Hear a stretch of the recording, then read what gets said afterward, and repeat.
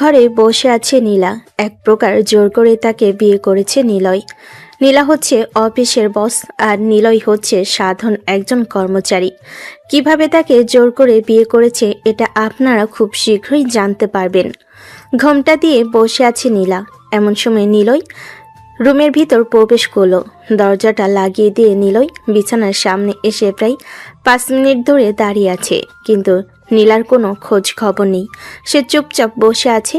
হঠাৎ নিলয় ধমক দিতে নীলা বিছানা থেকে নেমে নিলয়ের পা ধরে সালাম করলো আর বলতে লাগলো, তুই আমাকে জোর করে বিয়ে করেছিস। আমি তোকে স্বামী হিসেবে মানি না। তুই আমার শরীর স্পর্শ করবি না। আমার শরীর স্পর্শ করলে আমি তোকে মারবো কিন্তু। ও আচ্ছা, তুমি আমাকে মারবে আর তোমার শরীর স্পর্শ করলে এখন আর আমার কোনো কিছুই হবে না, কারণ তুমি আমার এখন বউ। আমি তোমাকে যা ইচ্ছা তাই করতে পারি। যা ইচ্ছা তাই করতে পারবি? এটা একদম একদম না, কারণ আমার অনুমতি ছাড়া তুই আমাকে স্পর্শ করলে আমি তোর হাত ভেঙে ফেলবো। মনে রাখিস এটা। এই বলে নীলা নিলয়ের সামনে থেকে চলে আসতে যাবে। এমন সময় নিলয় পিছন থেকে নীলার হাত ধরে টান মেরে নীলাকে তার বুকের সাথে জোরে চেপে ধরল। নীলা নড়াচড়া করতে পারতেছে না। বেশ কিছুক্ষণ চেপে ধরার পর হঠাৎ নীলা সজোরে নিলয়কে ধাক্কা দিয়ে ফেলে দিল বিছানায়। নিলয়কে উদ্দেশ্য করে বলতে লাগলো, এই বেশরম বেহায়া কোথাকার ছেলে, তুই আমার শরীর স্পর্শ করেছিস কেন? তোকে না বারণ করেছি তুই আমার শরীর স্পর্শ করবি না? আবার যদি শরীর স্পর্শ করেছিস, এই দেখেছিস টেবিলের উপরে ছুরি রাখা আছে, তোর হাত কেটে ফেলবো। আপনি তো দেখতেছি দাজ্জালের চাইতেও খারাপ। জামাইকে তার অধিকার দিতেছেন না, এটার জন্য আপনার পাপ হবে। তুই কিসের আমার জামাই? তুই আমাকে জোর করে বিয়ে করেছিস, আমি এই বিয়ে মানি না। তুই আমাকে ডিভোর্স দিবি এক্ষুনি। তাড়াতাড়ি কাজী সাহেবকে আবার ডাক দে। আমাকে তুই এক্ষুনি ডিভোর্স দিবি। আমি তোর সাথে আর এক মুহূর্ত থাকতে চাই না, তোর মতো বেয়াদব ছেলের সাথে। এই বলে নীলা সোফায় এসে বসে পড়ল। বেশ কিছুক্ষণ বসে থাকার পর নীলা আবারও নিলয়কে উদ্দেশ্য করে বলতে লাগলো, কিরে, তোকে আমি সেই কখন কি বলেছিলাম? আমার কথা কি তোর কানে যায় না নাকি? নাকি তোর কানের নিচে 2টা দিতে হবে? কানের নিচে 2টা দিলে সব কিছু মনে পড়বে। আমার কানের নিচে 2টা দিতে হবে না। 2টা দিতে হলে তোর কানের নিচে 2টা দিয়ে আমি খুশি হব। তোর মতো বজ্জাত এবং দাজ্জাল নিয়ে আমি যে কেন বিয়ে করতে গেলাম জোর করে। এটার জন্যই তো বলতেছি, তাড়াতাড়ি কাজে এটাকে ডেকে এনে আমাকে ডিভোর্স দিয়ে দে। তাহলে তোর জন্য আরো বেশি ভালো হবে। একা একা থাকতে পারবি এবং আরেকটা বিয়ে করতে পারবি। আমার আর বিয়ে করার দরকার নেই। একজনকে করেছি, এই মেয়েটার জ্বালা সহ্য করি কয়েকটা দিন। আর আপনি যদি আরেকবার ডিভোর্সের কথা বলেন তাহলে চর মেরে আপনার দাঁত ফেলে দিব। তোর তো অনেক বড় সাহস। তুই আমাকে বলছিস আমাকে চর মেরে আবার দাঁত ফেলে দিবি? আর একবার যদি বলেছিস এই কথা তাহলে তোর খবর আছে। সত্যি সত্যি তোকে আমি গলা টিপে মেরে ফেলবো। তুই আমাকে অনেক রাগিয়ে দিয়েছিস।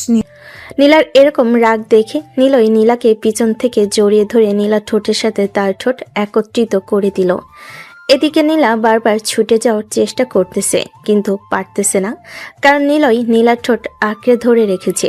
বেশ কিছুক্ষণ এইভাবে যাওয়ার পর নিলয় নীলাকে ছেড়ে দিয়ে বলতে লাগলো, বেবি, আদর করার সময় নড়াচড়া করো কেন? এখন যদি তোমার ঠোঁট কেটে যাইতো তাহলে তুমি কি করতে? তখন তো আমি তোমার ঠোঁট কাটা দেখে কষ্ট পাইতাম। লয়ের বাচ্চা, তোকে তো আজকে আমি মেরেই ফেলবো। এই বলে নীলা তার ব্যাগ থেকে একটা ছুরি বের করে নিলয়ের দিকে এগিয়ে যেতে লাগলো। এদিকে নিলয় চুপচাপ দাঁড়িয়ে আছে। সে মনে মনে বলতেছে, আমি জানি নীলা, আর যাই হয়ে যাক না কেন তুমি আমাকে আঘাত করবে না।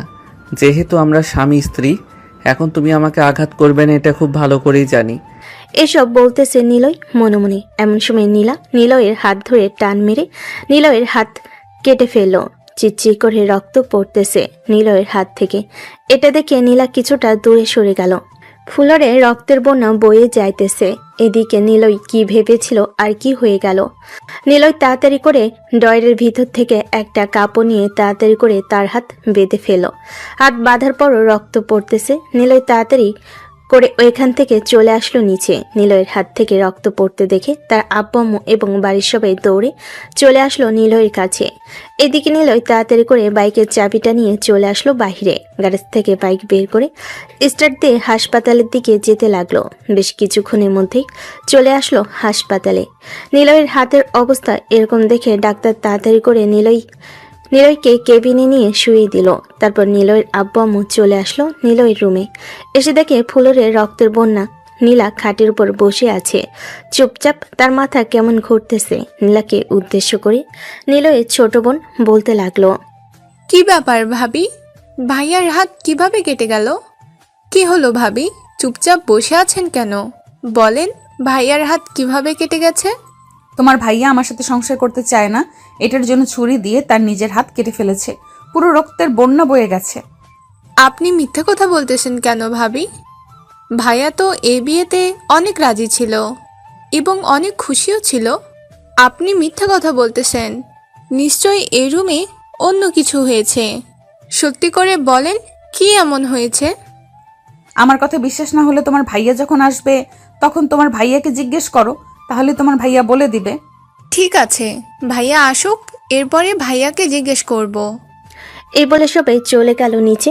এদিকে নীলা ছুরিটার দিকে এক নজরে তাকিয়ে আছে আর মনে মনে বলতেছে, আমি এটা কিভাবে করতে পারলাম? ওনার তো এখন একদম অধিকার আছে, কারণ আমি এখন ওনার বউ। উনি যা ইচ্ছা তাই করতে পারবে আমার সাথে, তাই বলে আমি এটা করতে পারলাম? ছি, ভাবতেই লজ্জা লাগতেছে। উনি আসুক, এরপরে ওনার কাছে মাফ চেয়ে নেব। এই বলে নীলা চুপচাপ বসে রইল। অন্যদিকে নিলয় হাসপাতালে বেডে শুয়ে আছে। 15টা সেলাই পড়েছে। ডাক্তার নিলয়কে উদ্দেশ্য করে বলতে লাগলো, আপনার হাতের যে অবস্থা, পুরো 1 মাস বেড রেস্ট থাকতে হবে আপনাকে। এই হাত দিয়ে কোনো কিছু করা যাবে না। আর একটু যদি জোরে হাতের উপরে চালিয়ে যেত তাহলে আপনার হাতের রগ কেটে যাইতো। হ্যাঁ ডাক্তার, আমি জানি, আর আপনাকে ধন্যবাদ। এই নেন টাকা। নিলয় ডাক্তারের কাছ থেকে ওষুধ এবং কিভাবে কখন মেডিসিন নিতে হবে সবকিছু বুঝে চলে আসলো বাহিরে। এসে দেখে তার বন্ধু দাঁড়িয়ে আছে। নিলয়কে দেখে শুভ বলতে লাগলো, কিরে, তোর হাত কিভাবে কাটছে? আমাকে একবার অন্তত ফোন দিতে পারতি, তাহলে তো আমি তাড়াতাড়ি করে তোদের বাসায় চলে যেতাম। খাদিজা আমাকে ফোন দিয়ে বলার পর এরপরে আমি তাড়াতাড়ি করে তোর বাইকের লোকেশন বের করে চলে এসেছি। ভালো কাজ করেছিস। এখন তুই এক কাজ কর, আমাকে আমাদের বাসায় পৌঁছে দিয়ে আয়। শুভ নিলয়কে নিয়ে চলে আসলো নিলয়দের বাসায়। কলিং বেল দিতেই খাদিজা এসে দরজা খুলে দিল। নিলয়ের হাতে ব্যান্ডেজ দেখে খাদিজা চিৎকার করে তার আব্বু আম্মুকে ডাকতে লাগলো, আম্মু, আব্বু, দেখে যাও, ভাইয়ার হাতে ব্যান্ডেজ করা। ভাইয়া মনে হয় অনেক বড় আঘাত পেয়েছে। ভাইয়া, কিভাবে কি হয়েছে বলো আমাদেরকে। নিচে থেকে তো তুমি হাসি খুশি ভাবে ওপরে গিয়েছো, ওপরে গিয়ে আবার কি হয়েছে? আরে তেমন কিছুই হয় নাই, আমি আপেল কাটতে গিয়েছিলাম, পরে ছুরিটা লেগে কেটে গেছে। চিন্তার কোনো কারণ নেই, অল্প একটু কেটেছে, 15টা সেলাই পড়েছে। সেলাইয়ের কথা শুনে নিলয়ের আম্মু মাথা ঘুরে পড়ে গেল।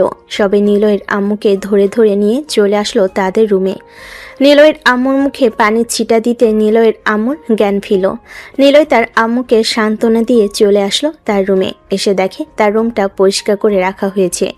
নিলয়ের হাতে ব্যান্ডেজ দেখে নীলা চুপ করে রইল। বেশ কিছুক্ষণ সোফায় বসে থাকার পর নিলয় বিছানা থেকে বাম হাতে একটা বালিশ নিয়ে চলে আসলো সোফায়।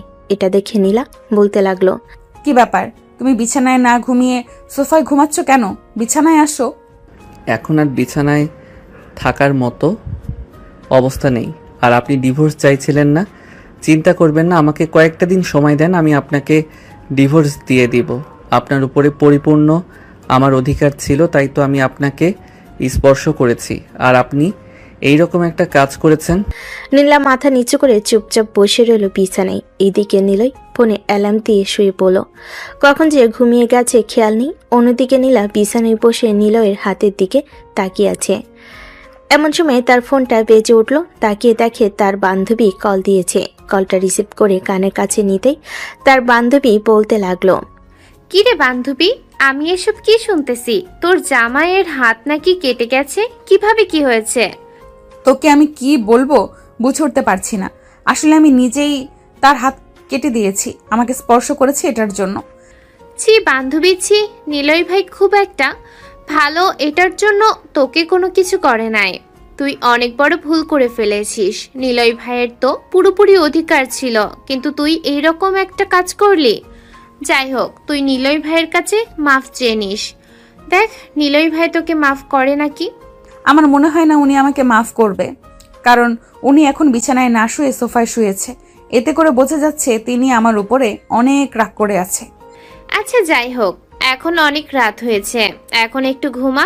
কালকে সকালে যখন নিলয় ভাইয়া ঘুম থেকে উঠবে তখন না হয় ওনার কাছে মাফ চেয়ে নিবি। হ্যাঁ, এখন এটা ছাড়া আর কোনো উপায় নেই। আচ্ছা, ফোন রাখলাম, তাহলে এখন আমি ঘুমাই একটু। এই বলে নীলা ঘুমের দেশে পাড়ি জমালো। পরের দিন সকাল 7টা।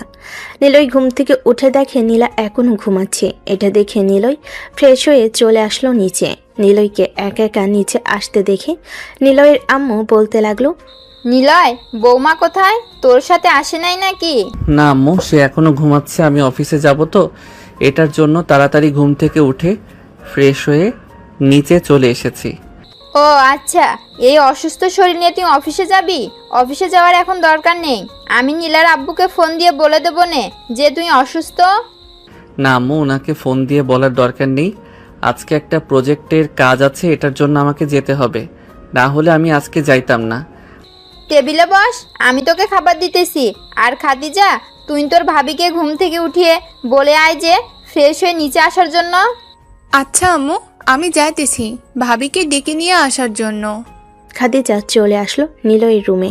সোফার দিকে তাকাতেই খাদিজা বুঝতে পারল তার ভাই আজকে বিছানায় না ঘুমিয়ে সোফায় ঘুমিয়েছে। খাদিজা আস্তে আস্তে করে নীলার পাশে এসে বসে বলতে লাগলো, ভাবি ভাবি, ঘুম থেকে উঠেন, সকাল হয়ে গেছে তো। ভাইয়া অফিসে চলে যাইতেছে।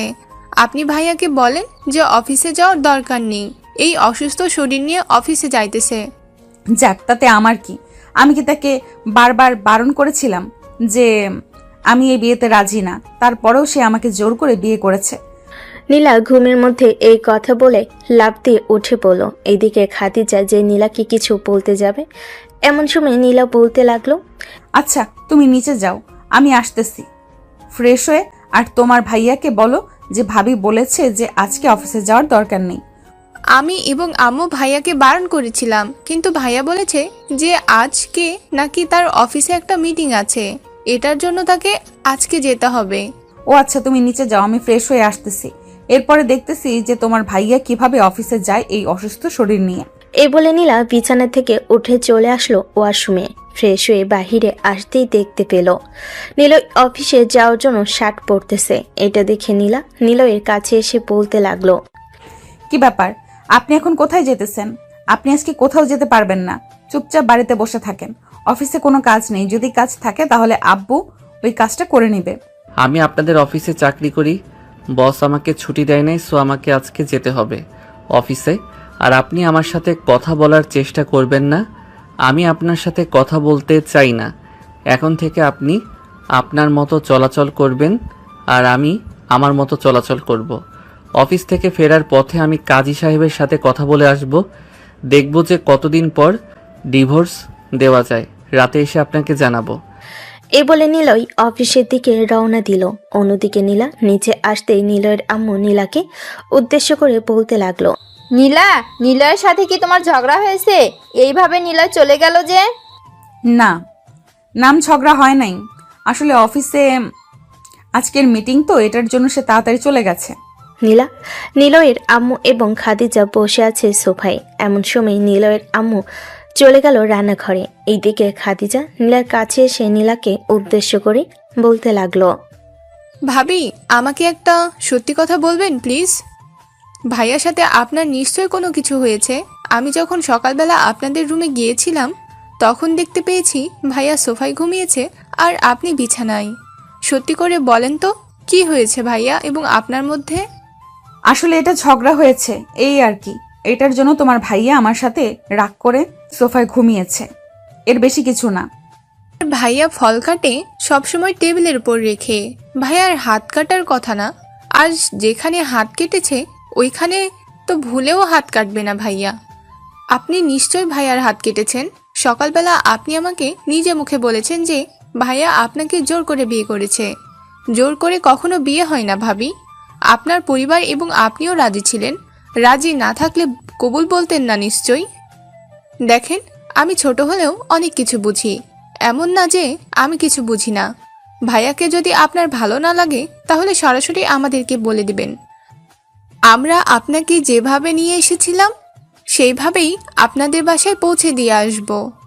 এই বলে খাদিজা সোফা থেকে উঠে চলে আসলো তার রুমে। অন্যদিকে নিলয় অফিসের ভিতরে প্রবেশ করতে ম্যানেজার নিলয়কে উদ্দেশ্য করে বলতে লাগলো, কি ব্যাপার নিলয়, তোমার হাত কাটলো কিভাবে? মনে তো হচ্ছে ব্যান্ডেজ করা হয়েছে, তাতে সেলাইও লেগেছে নাকি?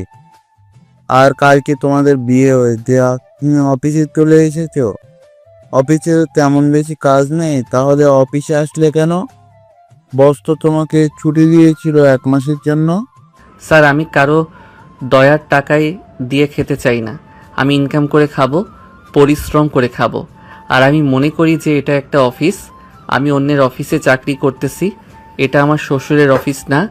আর শ্বশুর হচ্ছে বাড়িতে, আর উনি যেহেতু অফিসে আছে এখন উনি আমার বস। নিলয় ম্যানেজারের সাথে কথা বলতেছে। এমন সময় নীলার আব্বু এসে হাজির।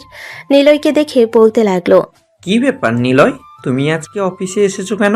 তোমাকে তো আমি ছুটি দিয়েছিলাম যে নীলার সাথে কয়েকটা দিন সময় কাটানোর জন্য। তা না করে তুমি অফিসে চলে এসেছো যে? স্যার, যেখানে আপনার মেয়ে তার নিজের স্বামীকে সম্মান করতে পারে না, স্বামীর শরীরে বাসর ঘরে আঘাত করে, সেখানে আমার মনে হয় না তার সাথে আমার মানাবে। আপনার কথায় আমি রাজি হয়েছিলাম আপনার মেয়েকে বিয়ে করার জন্য, কিন্তু আপনার মেয়ে আমার যে অবস্থা করেছে, থাক এসব বাদ দেন। মেয়ে হচ্ছে আপনার বাড়িতে, এখানে হচ্ছে অফিস, আমি অফিসে এসেছি। এই বলে নিলয় চলে আসলো তার কেবিনে। চেয়ারে বসে আছে চুপচাপ। এমন সময় পাশে কেবিন থেকে হালিমা বলতে লাগলো, কি ব্যাপার নিলয়, তোমার হাত কাটলো কিভাবে? কালকে তো বিয়ে করেছো, বাসরাতে হাত কেটে ফেলেছো নাকি বউকে বিড়াল মারতে গিয়ে? হালিমা, এটা মজা করার জায়গা না, এটা হচ্ছে অফিস। অফিসে আলোচনা হবে, বাড়ি বা অন্য কোনো কিছু নিয়ে আলোচনা হবে না। একদম চুপচাপ তুমি তোমার কাজ করো। হালিমা চুপচাপ তার কাজ করতে লাগলো। এইদিকে নিলয় তার কেবিন থেকে বের হয়ে চলে আসলো 3 তলায়। নিলয় ঘুরে ঘুরে সবার কাজ দেখতেছে। অন্যদিকে নীলা তার রুমে বসে চুপচাপ আছে। অন্যদিকে নীলা তার রুমে চুপচাপ বসে আছে। এমন সময় তার ফোনটা বেজে উঠলো। তাকিয়ে দেখে তার আব্বু কল দিয়েছে। কলটা রিসিভ করতেই ও পাশ থেকে নীলার আব্বু বলতে লাগলো, নীলা, নিলয়ের হাত কাটলো কিভাবে? সত্যি করে বলবি। আসলে আব্বু, নিলয় ফল কাটতে গিয়ে তার হাত কেটে ফেলেছে। কেন, নিলয় কোনো কিছু বলেছে নাকি তোমাকে? মিথ্যা কথা বলতেছিস কেন? দেখ, আমি কিন্তু মিথ্যা কথা একদম পছন্দ করি না। সত্যি সত্যি বল, নিলয়ের হাত কাটলো কিভাবে? আসলে আব্বু, সে আমাকে রুমের ভেতরে ঢুকে আমার শরীর স্পর্শ করেছে। এটার জন্য আমি আমার রাগ কন্ট্রোল করতে না পেরে টেবিলের উপর ছুরি নিয়ে তার হাত কেটে ফেলেছি। আমি নিলয়ের কাছে ক্ষমা চেয়ে নিব। তোর ভালোর জন্য আমি নিলয়ের সাথে বিয়ে দিয়েছিলাম তোকে, কিন্তু তুই যে এই রকম একটা কাজ করবি আমি ভাবতেও পারি নাই। ছি, তুই আমার মান সম্মানটা নিলয়ের পায়ের কাছে নিয়ে গিয়েছিস। ফোন রাখ তুই, আর কখনো আমাদের সাথে যোগাযোগ করবি না। আমরা তোর কেউই না, বুঝেছিস? এই বলে নীলার আব্বু কলটা কেটে দিল। এইদিকে নীলা কি করবে বুঝে উঠতে পারতেছে না। বেশ কিছুক্ষণ পর নীলা তার আব্বুকে আবারও ফোন দিল, কিন্তু নীলার আব্বু নীলার নাম্বারটা ব্লক লিস্টে রেখে দিয়েছে।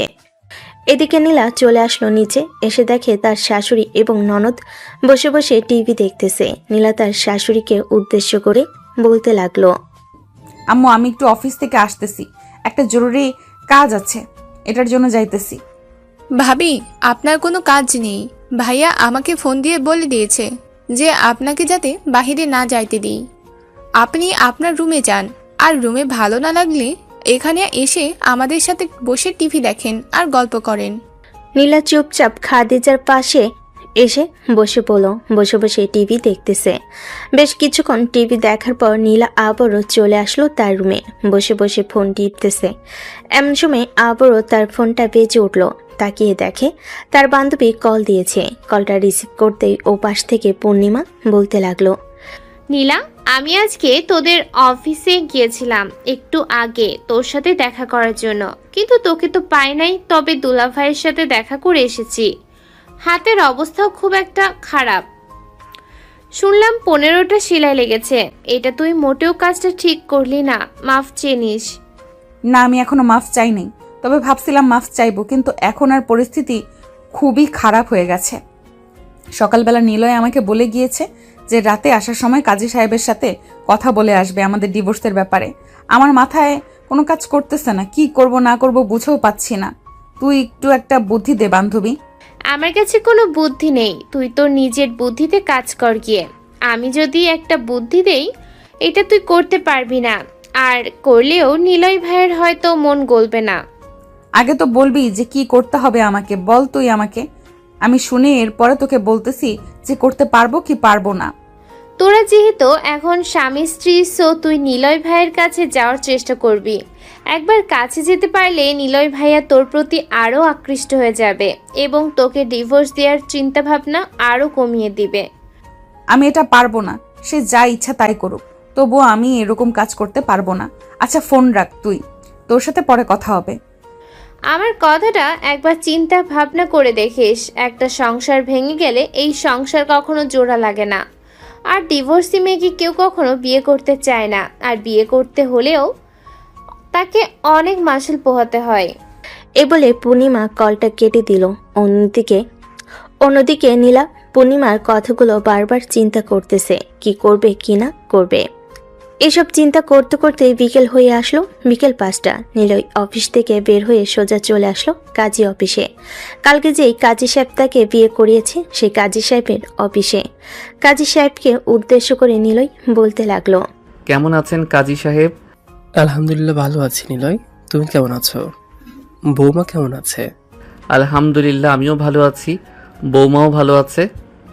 আমি ডিভোর্স দিতে চাই নীলাকে। এখন কতদিন পর ডিভোর্স দিতে পারবো এটা যদি আমাকে একটু জানিয়ে দিতেন তাহলে খুব ভালো হতো। কি ব্যাপার, হঠাৎ তুমি ডিভোর্সের কথা বলতেছো কেন? কালকে তোমাদের বিয়ে হয়েছে আর আজকে ডিভোর্স দেওয়ার কথা বলতেছো তুমি?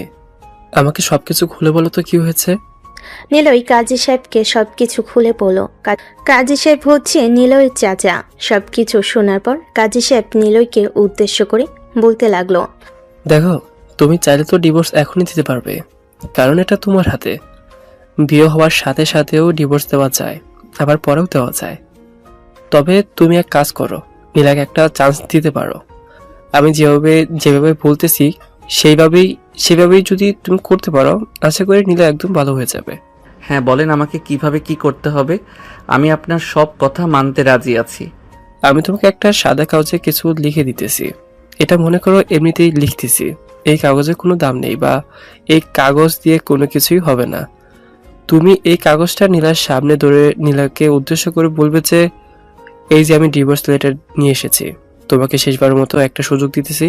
যদি ভালো হয়ে যাও তাহলে আমি সাইন করব না, আর যদি ভালো না হও তাহলে আমি সাথে সাথেই সাইন করে তোমার হাতে দিয়ে দেব। ঠিক আছে চাচা, আপনি যেটা ভালো মনে করেন সেটাই করব। আপনি আমার গুরুজন, আপনি যেহেতু বলতেছেন একটা চান্স দেওয়ার জন্য, তাহলে আমি তাকে একটা চান্স দিব। আপনি নিশ্চিন্তে থাকতে পারেন। এই নাও, এই কাগজটা তুমি নীলার সামনে ধরে দেখাবে। পড়ার জন্য দেবে না, কিন্তু যদি পড়ে ফেলে তাহলে সে বুঝে যাবে এটা ফেক। তুমি দূর থেকে দেখাবে, আর যেটা বলতেছি সেটা বলবে। ঠিক আছে চাচা, এখন তাহলে আমি যাই। আর আপনি আমাদের বাসায় আসবেন, কিন্তু কালকে না খেয়ে আপনি চলে এসেছেন। আরো 2 থেকে 3 জায়গায় বিয়ে পড়িয়েছি, তো এটার জন্য আর কি তোমার বিয়েতে কিছু খেতে পারি নাই। তবে ইনশাল্লাহ কালকে আমি অবশ্যই যাব এবং নীলাকে বুঝিয়ে আসব। তুমি নিশ্চিন্তে যেতে পারো এখন। নিলয় কাজী অফিস থেকে সোজা চলে আসলো তাদের বাসায়। কলিং বেল দিতেই খাদিজা এসে দরজা খুলে দিল। নিলয় চুপচাপ বাড়ির ভিতর ঢুকে সোজা চলে আসলো তার রুমে। নীলা বিছানায় বসে বসে ফোনে রিলস দেখতেছে। নিলয়কে দেখে বিছানা থেকে নেমে দাঁড়ালো নীলা। নিলয় দরজাটা লাগিয়ে নীলার থেকে কিছুটা দূরে দাঁড়িয়ে তার পকেট থেকে এসে কাগজটা বের করে বলতে লাগলো, নীলাই দেখো, আমি ডিভোর্স লেটার নিয়ে এসেছি। তোমাকে আমি আর একটা চান্স দিব। যদি আমার সাথে এবং আমার পরিবারের সাথে ভালো ব্যবহার করতে পারো তাহলে তুমি এই বাড়িতে থাকতে পারবে, আর যদি না করতে পারো তাহলে আমি তোমাকে ডিভোর্স দিয়ে এই বাড়ি থেকে বের করে দিব।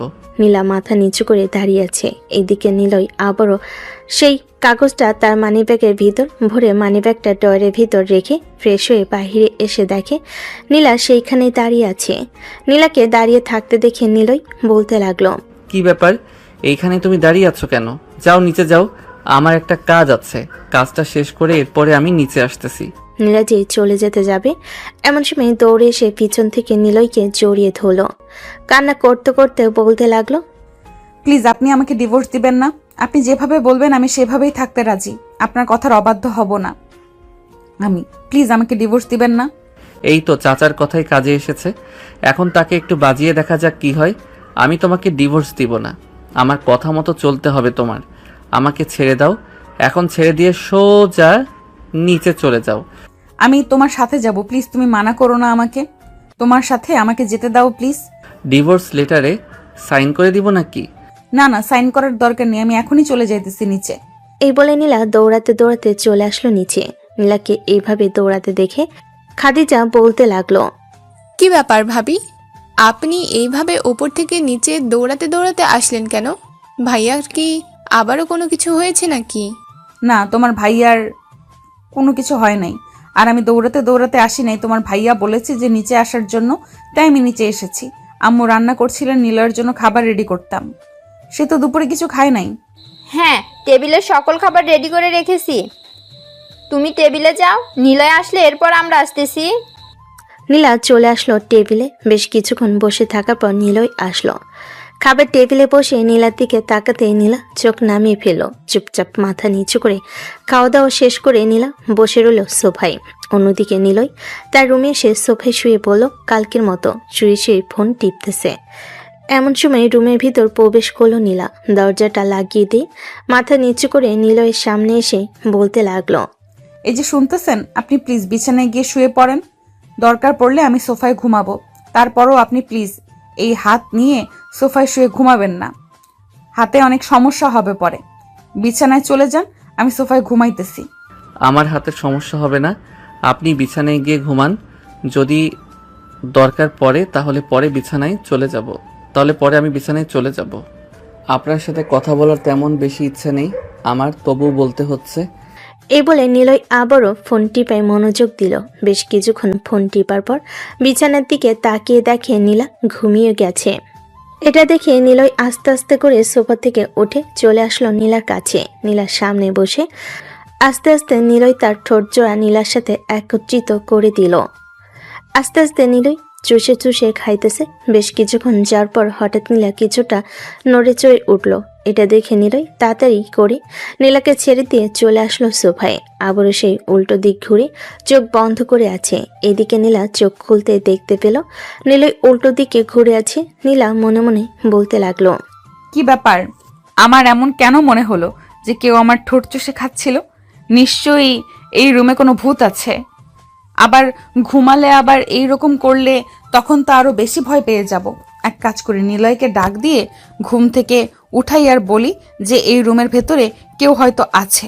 আবার যদি বলি আমার ঠোঁট চুষে চুষে খাচ্ছিল, এটা বললে তো পরে আরো রেগে যাবে। তখন যদি আবার আমাকে ডিভোর্স দিয়ে দেয়। না না, থাক, বলার দরকার নেই। এখন যেভাবে আছি সেভাবেই থাকি।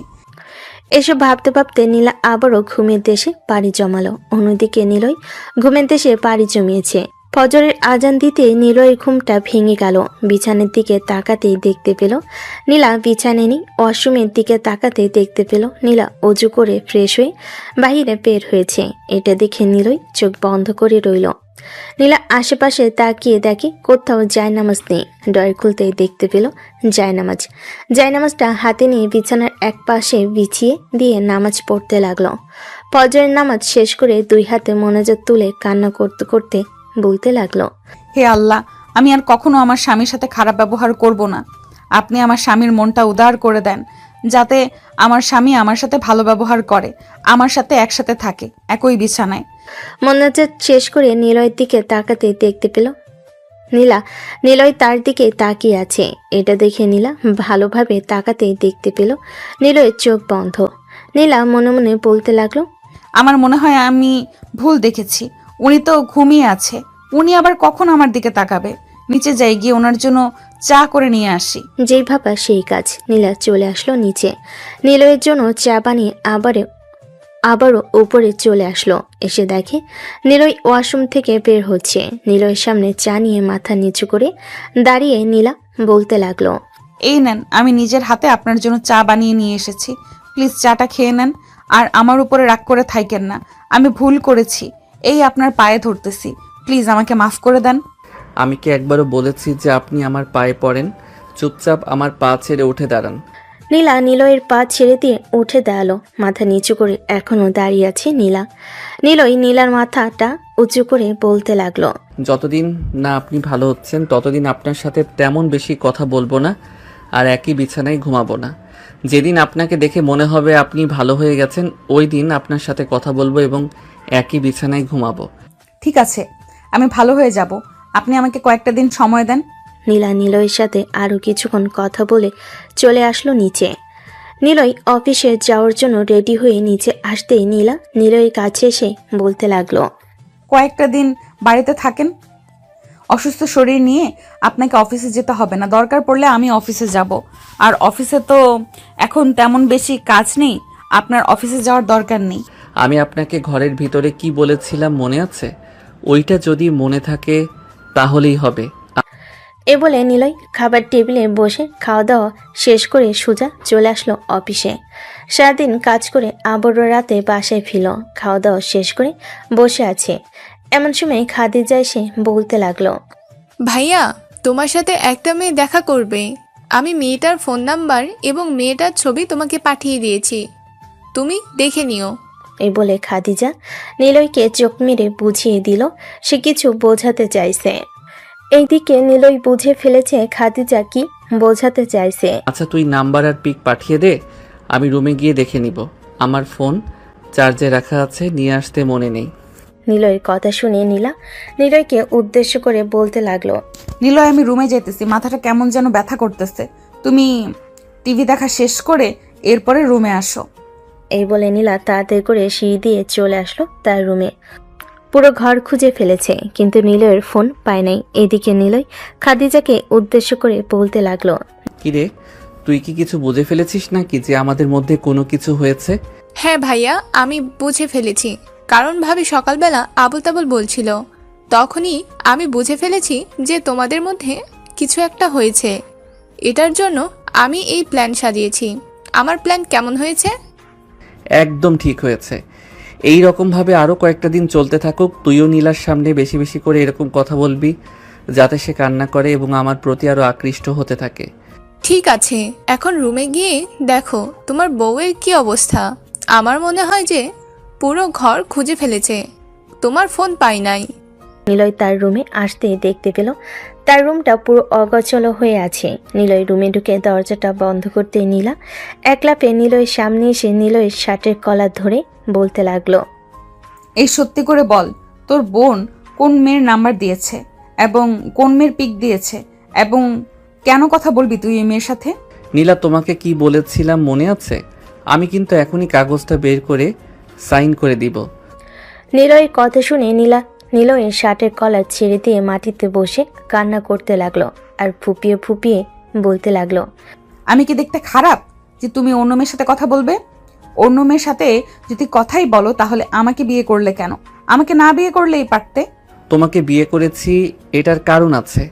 তোমার আব্বু আমাকে বলেছিল, এটার জন্য আমি ওনার কথা রেখেছি। তুমি যত তাড়াতাড়ি ভালো হতে পারবে তত তাড়াতাড়ি আমি অন্য মেয়েদের সাথে কথা বলা বন্ধ করে দিব। আমি তো বলেছি যে আমি ভালো হয়ে যাব, আমাকে কয়েকটা দিন সময় দেন, আমি পুরোপুরি আপনার মনের মতো হয়ে যাব। আপনার মন যেভাবে বলবে আমি সেভাবেই চলবো। এসব কথা বলতেছে নীলা নিলয়কে। এদিকে নিলয় সোফায় বসে মিটিমিটি করে হাসতেছে, কারণ সে বুঝতে পারছে নীলা তাকে আস্তে আস্তে করে ভালোবাসতে শুরু করেছে।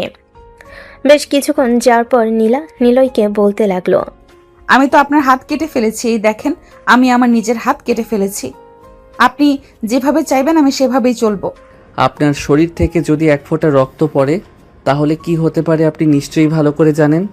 আপনাকে শেষবারের মতো বলতেছি, ছুরিটা যেখানে ছিল ওইখানে রেখে আসেন আর বিছানায় এসে শুয়ে ঘুমিয়ে পড়ুন। কালকে সকালে আপনাকে নিয়ে একটা জায়গায় যাব। আমি যেতে পারবো না, আমি জানি তুমি ওই মেয়ের সাথে দেখা করবে। এটার জন্য তুমি বলেছ যে কালকে সকালে আমাকে নিয়ে যাবে। আরে না, সেটার জন্য আমি নিয়ে যাব না, তোমাকে অন্য একটা কাজে নিয়ে যাব। তাড়াতাড়ি ঘুমিয়ে পড়ো। নীলা বিছানায় শুয়ে পড়তে ঘুমিয়ে গেল। এদিকে নিলয় আস্তে আস্তে নীলার কাছে এসে কালকের মতো আবারও তার ঠোঁট জোড়া চুষতে লাগলো। হঠাৎ নীলা নিলয়ের ঠোঁট জোড়া কামড়ে ধরল। চোখ খুলতে দেখতে পেল নিলয় মাটিতে বসে তার ঠোঁটের সাথে ঠোঁট একত্রিত করে চুষতেছে। নীলা নিলয়কে উদ্দেশ্য করে বলতে লাগলো, আদর করার যেহেতু এত ইচ্ছা, তাহলে বিছানায় এসে শুয়ে তারপরে আদর করতে পারেন। আমি তো আপনাকে বাধা দেই নাই, আর বলিও নাই যে আমাকে আদর করবেন না। আপনাকে যদি বলতাম যে আমাকে আদর করার দরকার নেই, তাহলে তো আপনি আমাকে আদর করতেন না। সরি, আসলে আমি আপনার ঠোঁট দেখে নিজেকে আটকে রাখতে পারি নাই, এটার জন্য আপনার কাছে চলে এসেছি। চলে যেহেতু এসেছেন, তাহলে এক কাজ করেন, আমার পাশে এসে শুয়ে পড়েন। আপনাকে আর সোফায় শুয়ে থাকতে হবে না। আমি যেভাবে আপনার কথা মানি, ঠিক ওইভাবে আপনাকেও আমার কথা মানতে হবে। নিলয় আর কিছু না বলে নীলার পাশে সে শুয়ে পড়ল। কখন যে নীলাকে জড়িয়ে ধরে ঘুমের দেশে পাড়ি জমিয়েছে নিলয় টের পায় নাই। পরের দিন সকাল 7টা। নিলয় ঘুম থেকে উঠে ফ্রেশ হয়ে নীলাকে ডাকতে লাগলো। বেশ কিছুক্ষণ ডাকাডাকি করার পর নীলা ঘুম থেকে উঠল। নীলা নিলয়ের দিকে এক নজরে তাকিয়ে আছে। এটা দেখে নিলয় বলতে লাগলো, এইভাবে আমার দিকে তাকিয়ে না থেকে তাড়াতাড়ি ফ্রেশ হয়ে আসেন, আবার আপনাকে নিয়ে বাহিরে যাব। ওইখানে আরেকটা কাজ আছে, কাজটা শেষ করতে হবে তাড়াতাড়ি। নিলয়ের কথা শুনে নীলা তাড়াতাড়ি করে ফ্রেশ হয়ে চলে আসলো নিচে। দুজনে খাওয়া দাওয়া করে নিলয় তার রুম থেকে একটা ব্যাগ নিয়ে চলে আসলো নিচে। নীলাকে নিয়ে বেরিয়ে পড়লো বাইরে। বেশ কিছুক্ষণ পর একটা রিক্সা আসতেই নিলয় আর নীলা রিক্সায় উঠে পড়লো। পাশাপাশি দুজন বসে আছে। এমন সময় নীলা নিলয়কে উদ্দেশ্য করে বলতে লাগলো, নিলয়, এই লাগেজের ভেতরে কি আছে আমাকে একটু বলবেন? তেমন বেশি কিছু নেই, কয়েকটা জিনিস আছে, ওই জিনিসটা পৌঁছে দিতে যাইতেছি। রিক্সা চলতে লাগলো তার আপন গতিতে। বেশ কিছুক্ষণ পর চলে আসলো তারা দুজন নিজেদের গন্তব্যে। রিক্সা থেকে নেমে নিলয় নীলাকে নিয়ে চলে আসলো একটা হোটেলের ভিতর। বেশ কিছুক্ষণ বসে থাকার পর হঠাৎ একটা মেয়ে এসে নিলয়কে জড়িয়ে ধরলো আর বলতে লাগলো, কি রে নিলয়, কেমন আছিস? অনেকদিন পর তোর সাথে দেখা হয়েছে। আর যেটা আনার কথা ছিল ওইটা এনেছিস তো? হ্যাঁ এনেছি, এই নে তোর জিনিস। তোর এইটা খুলতে গিয়ে আমি আমার অফিস 2 দিন বন্ধ করেছি। বস আমাকে কত বকা দিয়েছে তুই জানিস? সরি রে বন্ধু, তুই তো জানিস আমি কিরকম একটা বিপদে আছি। আর এটা মনে হয় তোর বউ, তাই না? ভাবি কেমন আছেন? আলহামদুলিল্লাহ ভালো আছি। আপনি কেমন আছেন? আপনাকে তো চিনলাম না, আমাদের বিয়েতে তো আপনি আসেন নাই। আপনি আমাকে চিনবেন না, আমি হচ্ছি নিলয়ের গার্লফ্রেন্ড। আপনার বিয়েতে আসি নাই কারণ নীলের সাথে আপনার বিয়ে হয়ে গেছে, এটা দেখে তো আমি কষ্ট পাবো, তাই আর কি যাই নাই আপনাদের বিয়েতে। আপনি চাইলে আমাকে আপনার সতীন বানিয়ে নিতে পারেন। সতীন কথাটা শুনে নীলা তেলে বেগুনে জ্বলে উঠল। নীলার মন চাইছিল ওইখানে মায়াকে গলা টিপে মেরে ফেলার জন্য। নিলয় সাথে থাকার কারণে কোনো কিছুই করতে পারে নাই। বেশ কিছুক্ষণ পর মায়া ওইখান থেকে চলে যেতে নীলা নিলয়কে উদ্দেশ্য করে বলতে লাগলো, এই মেয়েটা কে ছিল আর আপনার সাথে কিসের পরিচয়? সত্যি করে বলবেন। ওই মেয়েটার নাম হচ্ছে মায়া, সে আমার ক্লাসমেট। তার আম্মু খুবই অসুস্থ, আর যেই ব্যাগটা নিয়ে এসেছিলাম ওই ব্যাগের ভিতরে কিছু ওষুধপত্র আছে, ওইগুলো আমি বাহির থেকে নিয়ে এসেছি। এখান থেকে তার আম্মু যে হাসপাতালে ভর্তি আছে, ওই হাসপাতালটা খুবই কাছে, এটার জন্য সে বলেছে এইখানে আসার জন্য। আবার আপনি তার কথাই সিরিয়াসলি কিছু মনে নিয়েন না, সে আপনার সাথে মজা করেছে। এখন চলেন আমরা আবারও বাসায় ফিরে যাই, আজকে আর অফিসে যাব না। এই বলে নিলয় নীলাকে নিয়ে চলে আসলো বাসায়। কলিং বেল দিতেই নিলয়ের বোন এসে দরজা খুলে দিল। দরজা খুলতেই দুজন বাড়ির ভিতর প্রবেশ করতেই দেখতে পেল নীলার আব্বু আম্মু বসে আছে সোফায়। দুজনকে একসাথে দেখে নীলার আব্বু নিলয়কে ইশারা করে বলতেই নিলয় ইশারা করে বুঝিয়ে দিল সবকিছু ঠিক আছে। নিলয় আর নীলা ফ্রেশ হয়ে নিচে এসে নীলার আব্বু আম্মুর সাথে কথা বলতে লাগলো। বেশ কিছুক্ষণ পর নীলার আব্বু নিলয়কে উদ্দেশ্য করে বলতে লাগলো, নিলয়, তুমি তো আজকে অফিসে যাও নাই। গতকালকে একটা প্রজেক্ট ছিল, ওই প্রজেক্টটা আমি কনফার্ম করে নিয়েছি। কাপড়গুলো তাড়াতাড়ি তাদেরকে ডেলিভারি দিতে হবে। যত তাড়াতাড়ি ডেলিভারি দেওয়া যায় তত তাড়াতাড়ি আরও প্রজেক্টের কাজ পাবো। ঠিক আছে আব্বু, আমি কালকে সবার সাথে কথা বলে আপনাকে জানাবো যে কখন কিভাবে কি করতে হবে। নিলয় তার শ্বশুরের সাথে কথাবার্তা শেষ করে চলে আসলো রুমে। বেশ কিছুক্ষণ বসে থাকার পর নিলয় দেখতে পেল নীলা মাত্র রুমের ভিতর প্রবেশ করেছে। নীলাকে দেখে নিলয় বলতে লাগলো, নীলা কিছু বলবে নাকি? ওরা তো নিচে বসে আছে, তুমি উপরে চলে আসছো কেন? নিচে গিয়ে ওদের সাথে বসে গল্প করো। না, নিচে কোনো কাজ নেই আমার। আমার কেমন যেন সন্দেহ হচ্ছে আপনি অন্য কোনো মেয়ের সাথে কথা বলবেন, এটার জন্য আমি চলে এসেছি রুমে। ভালো কাজ করেছেন। সন্দেহ করা একদম ভালো না, এটা কি আপনি জানেন না? আপনি সন্দেহ করেন, এটার জন্যই আপনার কপালে দুঃখ আছে। চলেন দুইজনে একসাথে নিচে যাব। এই বলে নিলয় নীলাকে নিয়ে চলে আসলো নিচে। সবার সাথে বসে গল্প করতে লাগলো। এমন সময় খাদিজা নিলয়কে উদ্দেশ্য করে ফিসফিস করে বলতে লাগলো, ভাইয়া, ভাবি মনে হয় তোমাকে সন্দেহ করা শুরু করে দিয়েছে। আমি ভাবিকে বলে দিয়েছি যে তুমি মেয়েদের সাথে কথা বলবে, তাড়াতাড়ি রুমে যাওয়ার জন্য। আর তুমি কিনা ভাবিকে নিয়ে চলে এসেছো নিচে। আমি পাঠিয়েছি তোমরা কিছুটা সময় দুইজনে কাটাবে, তা না করে তুমি পাঠিয়ে দিয়েছো ভাবিকে। হ্যাঁ, পাঠিয়ে দিয়েছি, কারণ নীলা কোনো কিছুই বোঝে না। তাকে বোঝাতে হবে আগে, এরপরে বাকি সব কিছু করতে হবে। রাতে খাওয়া দাওয়া করে সবাই যার যার রুমে চলে গেল। এইদিকে নীলা নিলয়ের পিছু পিছু চলে আসলো রুমে। নিলয় বিছানায় শুয়ে পড়তেই তার ফোনটা বেজে উঠল। নীলা ফোনে স্ক্রিনে তাকিয়ে দেখে রিয়া নাম ভেসে আছে স্ক্রিনে। এটা দেখে নিলয় নীলার দিকে তাকালো। নীলা চোখ বড় বড় করে তাকিয়ে আছে নিলয়ের দিকে। নিলয় নীলাকে উদ্দেশ্য করে বলতে লাগলো, এখানে রেগে যাওয়ার কোনো কারণ নেই। এটা হচ্ছে আপনার অফিসের একজন কর্মচারী, মানে আমার কলিগ। কলিগ মানে বুঝলাম, তার মানে এই নয় যে রাত 10টার পরে কল দিয়ে আপনার সাথে কথা বলবে। সারাদিন সময় ছিল, সারাদিন কল দেয় নাই কেন? সন্ধ্যার পরে অফিস ছুটি হয়, তখনও তো কল দিতে পারতো, তখন কল দেয় নাই কেন? রাতের বেলা কল দিয়েছে কেন? এটা আমি জানি নাকি রাতের বেলা কল দিয়েছেন কেন? আমাকে কলটা রিসিভ করে দেখি উনি কি বলে। নিশ্চয়ই জরুরি কোনো কাজের জন্য কল দিয়েছে, না হলে তো এত রাতে কল দিত না। ঠিক আছে, কলটা রিসিভ করেন আর লাউড স্পিকারে দেন। আমি শুনতে চাই আপনার কলিগ আপনার সাথে কি কথা বলে। নিলয় কলটা রিসিভ করে স্পিকারে দিতেই ওপাশ থেকে রিয়া নিলয়কে উদ্দেশ্য করে বলতে লাগলো, কি ব্যাপার নিলয়, বিজি আছো নাকি তোমার বউয়ের সাথে? বিজি থাকলে বলতে পারো, কালকে না হয় অফিসে কথা বলবো। না, বিজি না, তুমি বলো কি বলবে, আমি ফ্রি আছি এখন। আসলে আজকে অফিসে আসেন নাই তো, তাই একা একা লাগছিল। এত রাতে কল দিয়েছি, আবার কিছু মনে করেন না। অসুস্থ নাকি এটা জিজ্ঞেস করার জন্য কল দিয়েছিলাম। আচ্ছা, কালকে অফিসে আসেন।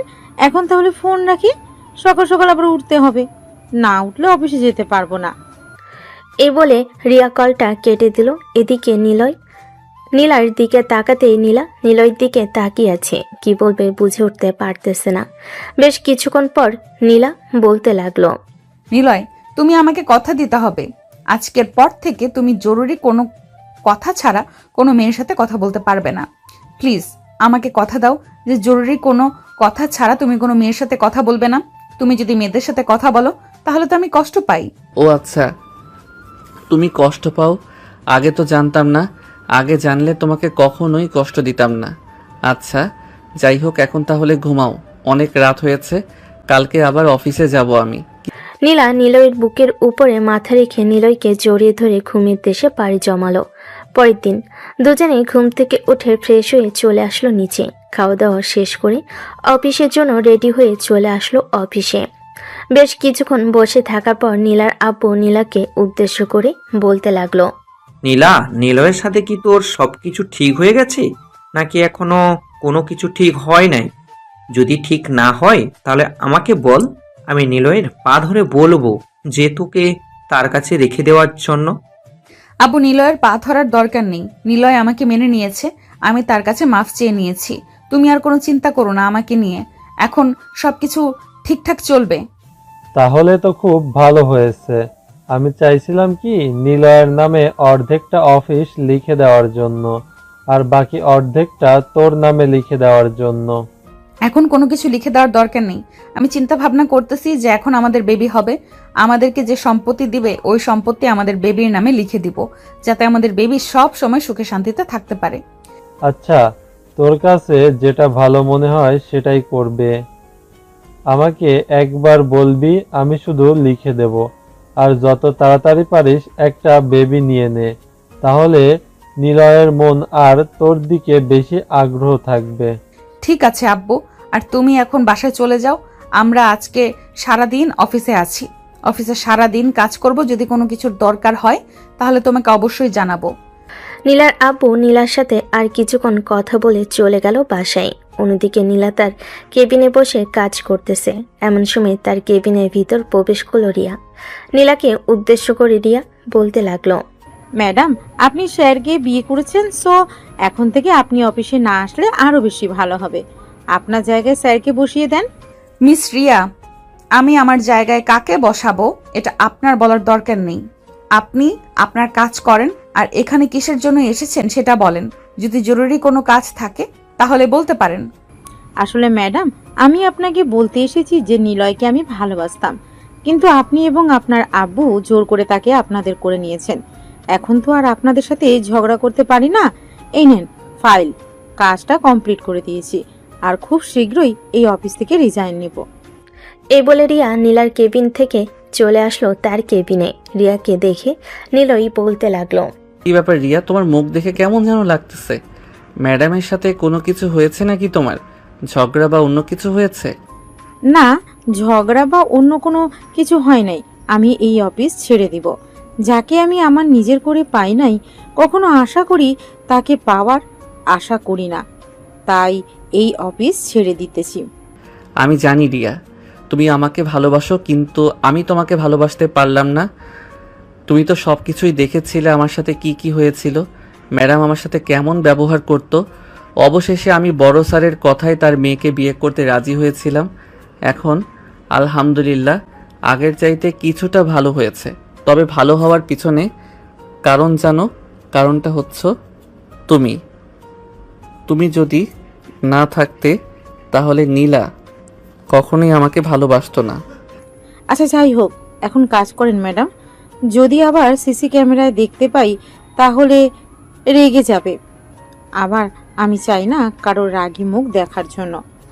এ বলে রিয়া চুপচাপ তার কেবিনে বসে কাজ করতে লাগলো।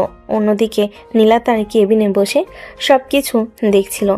নীলা কোনো কিছুই বলল না, কারণ নিলয় এখন তার স্বামী। সে নিলয়ের সাথে যা ইচ্ছে তাই করতে পারবে এখন থেকে। দেখতে দেখতে দুপুর হয়ে আসলো।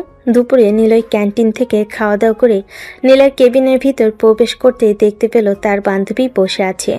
নিলয়কে দেখে বলতে লাগলো, দুলা ভাই, আপনি খাওয়া দাওয়া শেষ করে চলে এসেছেন। আমরা তো বসেছিলাম আপনার সাথে খাবার খাবো বলে। আপনি কিন্তু এটা একদম ঠিক কাজ করলেন না। যদি জানতাম আপনি আসবেন তাহলে আমি ক্যান্টিন থেকে খাবার খাইতাম না, আপনাদের সাথে এসে খাওয়া দাওয়া করতাম। যাই হোক, আপনারা এখন খাবার খেয়ে নেন, অন্যদিন না হয় খাবার খাবো আপনাদের সাথে। এখন তাহলে আমি আমার কেবিনে যাই, আর নীলা কিছুক্ষণ পর রেডি হয়ে থাইকো। যদি কোনো কাজ না থাকে তাহলে তোমাকে নিয়ে বাহিরে ঘুরতে যাব। এই বলে নিলয় চলে আসলো তার কেবিনে। বেশ কিছুক্ষণ বসে থাকার পর নিলয় নীলার নাম্বারে কল দিল। নীলা কলটা রিসিভ করেই বলতে লাগলো, নিলয়, আধা ঘন্টা পর যাব। একজন ক্লায়েন্ট ফোন দিয়েছে, তার সাথে কথা বলা শেষ করে প্রজেক্টের কাজটা তাকে বুঝিয়ে দিয়ে এরপরে তোমাকে ফোন দিতেছি আমি। ঠিক আছে, তুমি ফ্রি হয়ে না হয় আমাকে কল দিও। এই বলে নিলয় কলটা কেটে দিল। আধা ঘন্টা পর নিলয় আর নীলা দুজন চলে আসলো বাহিরে। দুজন একটা রিক্সা করে চলে আসলো পার্কে। বেশ কিছুক্ষণ বসে থাকার পর নীলা নিলয়কে উদ্দেশ্য করে বলতে লাগলো, নিলয়, আমি বাদাম খাবো, আমার জন্য বাদাম নিয়ে আসো। আচ্ছা, তুমি এখানে বসো, আমি তোমার জন্য বাদাম নিয়ে আসতেছি। নিলয় বাদাম নিয়ে চলে আসলো নীলার কাছে। দুজন বাদাম খাইতেছে। এমন সময় নিলয়ের বন্ধু সুজন নিলয়ের সামনে এসে দাঁড়ালো আর বলতে লাগলো, বাহ শালা, তুই তো দেখি অনেক বড় হয়ে গেছিস। বিয়ে শাদি করে বাচ্চা কাচ্চার প্ল্যান করে ফেলতে শেষ মনে হয়। আমি বিদেশ ছিলাম বলে কি আমাকে একবার জানাতে পারলি না, নাকি জানানোর প্রয়োজন মনে করলি না তুই? শালা, আমি তোকে কতবার কল দিয়েছি, তোর কল রিসিভ করেছে একটা মেয়ে। তাকে আমি অনেকবার বলেছি তোকে ফোনটা দেওয়ার জন্য, কিন্তু সে ফোনটা দেয় নাই তোর কাছে। সে যদি তোকে ফোনটা দিত তাহলে খুব ভালো হতো। তোকে আমি জানাতে পারতাম যে আমাদের বিয়ে হচ্ছে। আচ্ছা যাই হোক, যেহেতু সবাইকে জানিয়ে ফেলেছিস তোর বিয়ে হয়ে গেছে, আমি তো জানতে পারিনি। এখন আমাকে ট্রিট দে। আর ভাবি কেমন আছেন? আপনি মনে হচ্ছে অফিস থেকে দুজন সোজা চলে এসেছেন ঘোরাঘুরি করার জন্যে। হ্যাঁ, অফিস থেকে সোজা চলে এসেছি ঘুরোঘুরি করার জন্য। আর আমি আলহামদুলিল্লাহ ভালো আছি। আপনি কেমন আছেন? আর এখানে একা এসেছেন নাকি? না, আমি একা আসি নাই, আমার সাথে আমার ওয়াইফ এসেছে। আমেরিকাতে আমি বিয়ে করেছি ইতু। হ্যাঁ, এদিকে আসো। এই হচ্ছে আমার বন্ধু, আর এই হচ্ছে আমার বন্ধুর বউ। হাই আপু, কেমন আছো? হ্যালো, আলহামদুলিল্লাহ ভালো আছি। আপনি কেমন আছেন? আমি আলহামদুলিল্লাহ ভালো আছি। নিলয় সুজনের সাথে গল্প করতে লাগলো আর ইতু নীলার সাথে গল্প করতে লাগলো। গল্প করতে করতে সন্ধ্যা হয়ে এসেছে। নিলয় সুজনকে উদ্দেশ্য করে বলতে লাগলো, সুজন, এক কাজ কর, তুই আমার সাথে চল, আমাদের বাসায় যাবি, আব্বু আম্মুর সাথে দেখা করে আসবি। আজকে বন্ধু আমি যেতে পারবো না, কালকে তো শুক্রবার, কালকে আমি তোদের বাসায় যাব। আজকে তাহলে আমি বাসায় চলে যাই। ঠিক আছে, বাসায় চলে যা, আর কালকে আসবি। কিন্তু না আসলে তোর না আসলে তোর খবর আছে, আমি তোর নাম্বারে কল দিব। নিলয় নিলয়ের বাসায় চলে আসলো আর সুজন সুজনের বাসায় চলে গেল। দুজন ফ্রেশ হয়ে নিচে আসতেই নিলয়ের আম্মু বলতে লাগলো, নিলয়, সুজন এসেছে শুনলাম। তাকে বলিস নাই নাকি আমাদের বাসায় আসার জন্য? সে নাকি আবার আমেরিকা থেকে বিয়ে করে বউ নিয়ে সোজা বাসায় চলে এসেছে। এটা কি সত্যি? হ্যাঁ আম্মু, আজকে পুরো বিকাল তার সাথে আড্ডা দিয়েছি। তাকে বলেছি যে কালকে সকালে আমাদের বাসায় চলে আসার জন্য। সে বলেছে যে কালকে সকালে আমাদের বাসায় চলে আসবে, সাথে তার বউকে নিয়ে আসবে। তাহলে তো বাজার সাদাই করতে হবে। তুই সকালবেলা ঘুম থেকে উঠে মাংস নিয়ে আসিস, আর বাকি সব কিছু ঘরে আছে। গতকালকে তোর আব্বু বাজার করে নিয়ে এসেছে। আর নীলা, তুমি তো নতুন বিয়ে করেছো, এখন যদি অফিসে যাও তাহলে আশেপাশের মানুষ নানান কথা বলবে। আর একটা সপ্তাহ যাক, এরপরে না হয় তুমি নীলার সাথে অফিসে যাবে, তখন আর কেউ কিছু বলতে পারবে না। আম্মু, যদি অফিসে জরুরি কাজ থাকে তখন আমি যাব, আর যদি জরুরি কাজ না থাকে তাহলে আমি যাব না। আজকে জরুরি কাজ ছিল, এটার জন্য গিয়েছি। কালকে তো শুক্রবার, শনিবারেও তো কোনো কাজ নেই। যেদিন কাজ থাকবে ওই দিন আমাকে নিলয় কল দিবে, আমি আম্মুকে বলে অফিসে চলে যাব। ঠিক আছে, আর তোমাকে কেন বারণ করেছি জানো?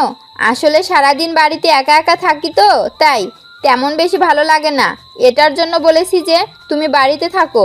তুমি বাড়িতে থাকলে তোমার সাথে বসে বসে গল্প করতে পারবো। ঠিক আছে আম্মু, আমি এখন থেকে বাড়িতে থাকবো, আমাকে নিয়ে চিন্তা করো না। এই বলে নিলয় আর নীলা রাতের খাওয়া দাওয়া করে চলে আসলো রুমে। নীলা দরজাটা লাগিয়ে দিয়ে বিছানায় বসে নিলয়ের পাশে বসে নিলয়কে উদ্দেশ্য করে বলতে লাগলো, নিলয়, তোমার সাথে আমার জরুরি কিছু কথা আছে। আমি বেবি নিতে চাই, তুমি কি আমাকে বেবি এনে দিবে? বেবি আনতে হলে তো অনেক কষ্ট হয়, তুমি সেই কষ্ট করতে পারবে নাকি আমি তোমার? এই তো এই মাসের 10 তারিখে হয়েছে, আর এই মাস তো শেষ, আর 1 সপ্তাহ টাইম রয়েছে। 1 সপ্তাহের মধ্যে হয়তো হয়ে যাবে। আচ্ছা তাহলে এখন করব না, যখন সময় আসবে তখন আমি তোমাকে নিজেই বলবো। এখন আসো, তোমাকে জড়িয়ে ধরে চুমু খেয়ে ঘুমিয়ে যাই। এই বলে নিলয় নীলাকে জড়িয়ে ধরে চুমু খেয়ে ঘুমের দেশে পাড়ি জমালো। পরের দিন সকাল 7টা। নিলয় তাড়াতাড়ি করে ঘুম থেকে উঠে ফ্রেশ হয়ে এসে দেখে নীলা ঘুম থেকে উঠে বসে আছে। নিলয় নীলাকে উদ্দেশ্য করে বলতে লাগলো, নীলা, তুমি ফ্রেশ হয়ে নিচে যাও, আমি বাজারে যাইতেছি। আর তোমার কিছু লাগবে নাকি? লাগলে বলতে পারো, আসার সময় নিয়ে আসবো।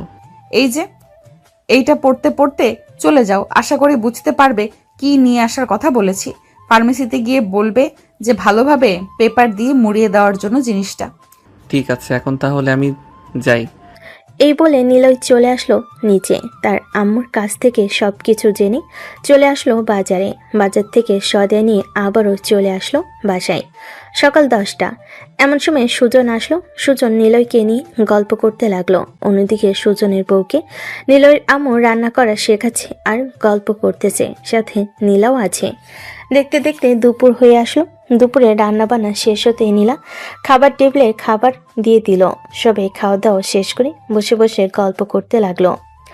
গল্প করতে করতে কখন যে রাত হয়ে গেছে খেয়াল নেই। এমন সময় সুজন বলতে লাগলো, নিলয়, রাত হয়ে গেছে, এখন আমরা বাসায় চলে যাই। সারাদিন তো তোদের বাসায় আড্ডা দিলাম, আম্মু কয়েকবার কল দিয়েছিল, বলেছিলাম যে রাতে বাসায় ফিরবো। ঠিক আছে চলো, আমি তোদেরকে গাড়ি অবধি পৌঁছে দিয়ে আসি। এই বলে নিলয় সুজনকে নিয়ে চলে আসলো গাড়িতে। বেশ কিছুক্ষণ বসে থাকার পর সুজন ড্রাইভ করে চলে গেল বাসায়। অন্যদিকে নিলয় বাড়িতে এসে তার পরিবারের সাথে কিছুক্ষণ আড্ডা দিয়ে রুমে চলে আসলো। নীলার সাথে বসে বসে গল্প করতেছে। রাত প্রায় 12টা। এমন সময় নীলা হুট করে নিলয়কে জড়িয়ে ধরলো। নিলয় নীলাকে জড়িয়ে ধরে ঘুমের দেশে পাড়ি জমালো। দেখতে দেখতে এইভাবে কেটে গেল 18 দিন। নীলা রাতে বিছানায় শুয়ে আছে। এমন সময় নিলয় বলতে লাগলো, মিস নীলা, আপনি কি আদর খাওয়ার জন্য প্রস্তুত আছেন? যদি প্রস্তুত থাকেন তাহলে আমাকে বলেন, আমি আপনাকে আদর করার জন্য রেডি আছি। আজকে আদর করবেন না, কালকে আপনার জন্য একটা সারপ্রাইজ আছে। আমি অনলাইন থেকে একটা জিনিস অর্ডার করেছি, ওইটা কালকে আসুক, এরপরে আপনি কালকে আদর করতে পারবেন। ঠিক আছে, আপনার যেটা ইচ্ছা আমার মহারানী। নিলয় নীলার ঠোঁটজোড়া তার দখলে করে নিল।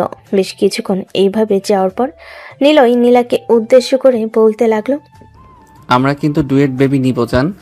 সময় হোক, এরপরে নেওয়া যাবে, আর কালকে ওইটা আসুক। এখন ঘুমাও তো, কালকে আবার অফিসে যাইতে হবে, জরুরি একটা মিটিং আছে।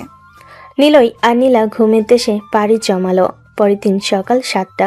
ফ্রেশ হয়ে নিচে এসে দেখে তার শাশুড়ি আম্মু রান্নাবান্না শেষ করে বসে বসে টিভি দেখতেছে। এমন সময় নীলা তার শাশুড়ি মাকে উদ্দেশ্য করে বলতে লাগলো, আম্মু, আজকে একটা পার্সেল আসবে, আমি বাড়ির ঠিকানা দিয়ে দিয়েছি। যদি ডেলিভারি বয় আসে তাহলে তাকে 700 টাকা দিয়ে ওই পার্সেলটা রেখে দিবেন, আর না হয় আমি অনলাইন করে দিতেছি, শুধু আপনি পার্সেলটা রেখে দিবেন। আচ্ছা, তোমরা অফিসে যাও, যখন ডেলিভারি ম্যান আসবে তখন আমি পার্সেলটা রেখে দেবো। আর টাকা অনলাইন করে দিতে হবে না, আমার কাছে আছে, আমি দিয়ে দেবো নে। নীলা এবং নিলয় খাওয়া দাওয়া করে চলে আসলো অফিসে। নীলা এবং নিলয় একই কেবিনে বসে আছে। এমন সময় ম্যানেজার এসে বলতে লাগলো, ম্যাডাম, আপনি যাদেরকে বলেছিলেন ফোন দিয়ে বলে দিতাম আসার জন্য, তারা চলে এসেছে। তাদেরকে কি এই কেবিনে নিয়ে আসবো নাকি ওই কেবিনে নিয়ে যাব? তাদেরকে পাশের কেবিনে নিয়ে বসান, আমরা আসতেছি। ম্যানেজার চলে গেল। অন্যদিকে নীলা নিলয়কে সবকিছু বুঝিয়ে দিল, কিভাবে কি করতে হবে আর কি না করতে হবে। বেশ কিছুক্ষণ সবকিছু পৌঁছানোর পর নীলা বলতে লাগলো, নীলা, সবকিছু বুঝে নিয়েছো তো, নাকি আবারও বুঝিয়ে দিতে হবে? সব কিছু বুঝে নিয়েছি, চিন্তা করো না, সব কিছুই করতে পারবো। ঠিক আছে, যেহেতু সবকিছু করতে পারবে তাহলে চলো এখন যাওয়া যাক। এই প্রজেক্টটা শেষ করে আর কোনো কাজ নেই, তখন আমরা বাসায় চলে যাব। নিলয় আর নীলা চলে আসলো পাশের কেবিনে। এসে দেখে বড় বড় কয়েকজন বিজনেসম্যান বসে আছে। নীলা নিলয়কে তাদের সাথে পরিচয় করিয়ে দিল। বেশ কিছুক্ষণ পরিচয় করিয়ে দেওয়ার পর নীলা বলতে লাগলো, His name is Niloy. He is my son-in-law. From today on, he will confirm all the work with you by talking to you. If you don't understand anything, call me and I will explain it to you. Okay, now explain the project to us. We have more work to do. Niloy এবং নীলা তাদেরকে প্রজেক্টের কাজ বুঝিয়ে দিতে লাগলো। কোথায় কত টাকার মাল আছে এবং কি কাপড় দিয়ে কি বানানো যাবে ইত্যাদি ইত্যাদি সবকিছু বুঝিয়ে দিতেছে। বেশ কিছুক্ষণ বুঝিয়ে দেওয়ার পর নীলা রাজেশকে উদ্দেশ্য করে বলতে লাগলো, Do you understand everything or do I have to explain it to you again? I understand everything. Thank you very much for explaining it so beautifully. নীলা রাজেশের সাথে আরও কিছুক্ষণ কথা বলে নিলয়কে নিয়ে চলে আসলো বাহিরে। একটা কফি শপে এসে দুজন কফি খেতে লাগলো। বেশ কিছুক্ষণ কফি খাওয়ার পর নীলা বলতে লাগলো, নিলয়, চলো আর একটা জায়গা থেকে ঘুরে আসি। মনটা ফুরফুরা থাকলে রাতে আদর করতে পারবে অনেক বেশি। তোমার তো লজ্জা শরম বলতে কোনো কিছু নাই দেখতেছি। যাই হোক, নাই, এটা আরও বেশি ভালো। রাতে আর লজ্জা শরম পাবে না। নিলয় নীলাকে নিয়ে সন্ধ্যা পর্যন্ত ঘোরাঘুরি করে চলে আসলো বাসায়। কলিং বেল দিতে তার আম্মু সে দরজা খুলে দিল। নীলাকে দেখে নিলয়ের আম্মু বলতে লাগলো, বৌমা, চলে এসেছো? তোমার পার্সেল আমি তোমাদের রুমে রেখে এসেছি, গিয়ে দেখে নিও। ঠিক আছে আম্মু, আমি গিয়ে দেখে নিব। এই বলে নিলয় নীলাকে নিয়ে সোজা চলে আসলো তার রুমে। ফ্রেশ হয়ে দরজাটা লাগিয়ে দিয়ে নীলা তার পার্সেলটা খুলতে লাগলো। এইদিকে নিলয় অধিক আগ্রহ নিয়ে তাকিয়ে আছে পার্সেলটার দিকে। বেশ কিছুক্ষণ পার্সেলটা খুলতেই নিলয় চোখ বড় বড় করে নীলার দিকে তাকিয়ে আছে। নীলার হাতে একটা নাইট ড্রেস। নিলয়কে হা করে তাকিয়ে থাকতে দেখে নীলা বলতে লাগলো, এখনই এই অবস্থা, যখন এটা পরে থাকবো তখন কি হবে তোমার? আমার তো ভাবতেই কেমন যেন লাগতেছে। আচ্ছা চলো আগে নিচে যাই, গিয়ে খাওয়া দাওয়া করি, এরপরে তাদের সাথে বসে কিছুক্ষণ আড্ডা দিয়ে রুমে আসবো। নিলয় নীলার হাত ধরে চলে আসলো নিচে। বসে বসে টিভি দেখতে লাগলো বাকি সবার সাথে। টিভি দেখা শেষ করে নিলয় আর নীলা চলে আসলো রুমে। দরজাটা লাগিয়ে দিয়ে নিলয় বিছানায় বসে পড়ল। অন্যদিকে নীলা তার ড্রেসটা পাল্টাচ্ছে নিলয়ের সামনে। নীলা নিলয়কে উদ্দেশ্য করে বলতে লাগলো, এইভাবে তাকিয়ে না থেকে ড্রেসটা পরিয়ে দিতে আমাকে সাহায্য করো। নিলয় বিছানা থেকে উঠে নীলাকে ড্রেসটা পরতে সাহায্য করলো। ড্রেসটা পরতে নিলয় নীলাকে কোলে তুলে নিয়ে বলতে লাগলো, মহারানী, আমি তো আপনার প্রতি আজকে পুরো ফিদা হয়ে গেছি। মনে হচ্ছে আমি আপনাকে দেখে ক্রাশ খেয়েছি। আজকে আমি আমার অফিসে বসকে এমন আদর করব যাতে সারা জীবন মনে রাখে। এই বলে নিলয় নীলাকে বিছানায় শুয়ে আস্তে আস্তে করে নীলার ঠোঁটের সাথে তার ঠোঁট একত্রিত করে দিল। বেশ কিছুক্ষণ এভাবে যাওয়ার পর বাকিটা ইতিহাস। আশা করি আপনারা বুঝে গেছেন কি হয়েছে। আজকের গল্পটা এখানেই সমাপ্ত করলাম। সবাই ভালো থাকবেন, সুস্থ থাকবেন। ধন্যবাদ। আর হ্যাঁ, আমাদের চ্যানেলটিকে সাবস্ক্রাইব করতে ভুলবেন না কিন্তু। গল্পটি কেমন হয়েছে অবশ্যই কমেন্টে জানিয়ে যাবেন।